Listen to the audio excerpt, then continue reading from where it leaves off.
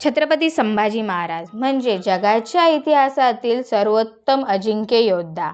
अवघ्या 9 वर्षाची वादळी कारकीर्द आणि 32 वर्षांचं आयुष्य लाभलेल्या शंभूराजांसारख्या शूरवीर आणि पराक्रमी राजांच्या हातून फक्त एकच चूक घडली, ज्याचा परिणाम म्हणून शंभूराजांना वयाच्या अवघ्या 32व्या वर्षी स्वतःचे प्राण गमवावे लागले.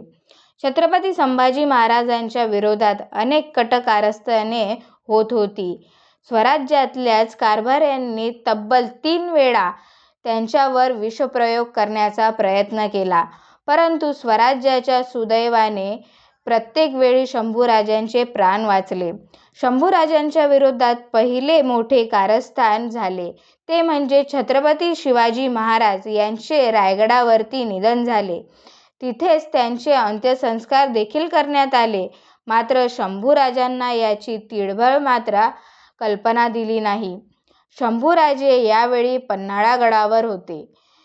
अनाजी दत्तो, सोमाजी दत्तो, मोरोपंतो तसेच मातोश्री सोयराबाई यांनी शंभूराजांना कैद करण्याचा डाव आखला होता. शंभूराजांना रायगडावर येऊन न देण्याचा प्रयत्न देखील करण्यात आला, परंतु त्यांचा हा डाव हंबीरराव मोहिते यांनी उधळून लावला आणि सर्वांना अटक केली. जर शंभूराजांच्या जागी दुसरं कुणी असतं तर त्यांच्याविरुद्ध कटकारस्थान करणाऱ्यांना सर्वांना योग्य ती शिक्षा देत त्यांचा थेट रायगडावरून तटमट टोकावरून कडेलोट केला असता. परंतु शंभूराजांनी त्यांच्या विरोधात कारस्थान करणाऱ्यापैकी काही लोकांना शिक्षा दिली. मात्र सोयराबाई मातोश्रींनी मध्यस्थी केल्यामुळे शंभूराजांनी अनाजी दत्तो, सोमाजी दत्तो, मोरोपंतो, हिरोजी फर्दर यांना उदार मनाने माफ केले. शंभूराजांनी कारस्थान करणाऱ्या पुढाऱ्यांना मोठ्या मनाने माफ केले. मात्र त्याची जाणीव मात्र त्यांनी ठेवली नाही. उलट याच गोष्टीचा फायदा घेऊन त्यांनी पुन्हा स्वराज्याच्या विरोधात कारस्थान रचायला सुरुवात केली. आपल्याशिवाय शंभूराजांचा कारभार चालत नाही. आपण कसेही वागलो तरी शंभूराजे काहीही करणार नाहीत. स्वराज्याला आणि परिणामी शंभूराजांना आपली नितांत गरज आहे, असा या कारभाऱ्यांचा समज झाल्याने त्यांचा आत्मविश्वास वाढला.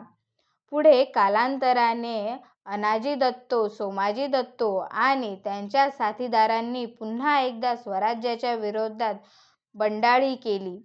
शंभूराजांवर विषप्रयोग करण्याचा देखील प्रयत्न केला, परंतु शंभूराजांनी वारंवार उदार अंतकरणाने त्यांना माफी दिली आणि शेवटी शंभूराजांच्या विरोधात सर्वात मोठा कट रचण्यात आला. अनाजी दत्तो आणि त्यांचे साथीदार ही स्वराज्याला लागलेली विषारी वाळवी होती. या कारभाऱ्यांनी औरंगजेबाचा मुलगा अकबर याला पत्र पाठवले. त्या पत्रात त्यांनी लिहिले होते, तुम्ही शंभूराजांना अटक करा. आम्हाला शंभूराजांचे नेतृत्व मान्य नाही. आम्ही अर्धे स्वराज्य तुम्हाला देऊ, परंतु तुम्ही काहीही करून शंभूराजांना कैद करा. अशा आशयाचे पत्र हिरोजी फर्दर यांच्यामार्फत अकबराला देण्यात आले. पण अकबर स्वराज्यात आश्रयाला होता. अकबर आणि त्याचा सल्लागार दुर्गाधर राठोड यांच्याबरोबर चर्चा केली. दुर्गाधराने सल्ला दिला, एकतर आपण स्वराज्याच्या आश्रयाला आलो आहोत. शंभूराजांचे मंत्रिमंडळ आपल्याला शंभूराजांच्या विरोधात कारवाया करण्यासाठी पत्र देत आहे. कदाचित शंभूराजांनी आपली परीक्षा घेण्यासाठी असे केले असेल, म्हणून अकबराने ते पत्रे जसेच्या तसे शंभूराजांकडे पाठवले. या कारस्थानामुळे शंभूराजांना प्रचंड संताप आला आणि बंडाळी मोडून काढण्यासाठी त्यांनी अनाजी दत्तो, सोमाजी दत्तो आणि त्यांच्या सहकाऱ्यांना हत्तीच्या पाया दिले. परंतु तोपर्यंत शंभूराजांच्या विरोधात कारस्थान करण्याची आणि स्वराज्याच्या विरोधात गद्दारी आणि फितुरी करण्याची ची संख्या एवढी वाढली होती की या कारस्थानामुळे आणि फितुरीमुळे शेवटी शंभूराजांना स्वतःचे प्राण गमवावे लागले. कारण शंभूराजे संगमेश्वरात आहेत ही बातमी औरंगजेबापर्यंत पोचलीच कशी? याचं उत्तर आहे, आपलेच फितूर गद्दारी करून लालसेपोटी औरंगजेबाला सामील होते. शंभूराजांनी स्वराज्याच्या विरोधात गद्दारी करणाऱ्यांना कोणतीही दयामया न दाखवता आधीच कठोरात कठोर शिक्षा दिली असती तर स्वराज्याच्या विरोधात गद्दारी करण्याची कोणाचीच हिंमत झाली नसती.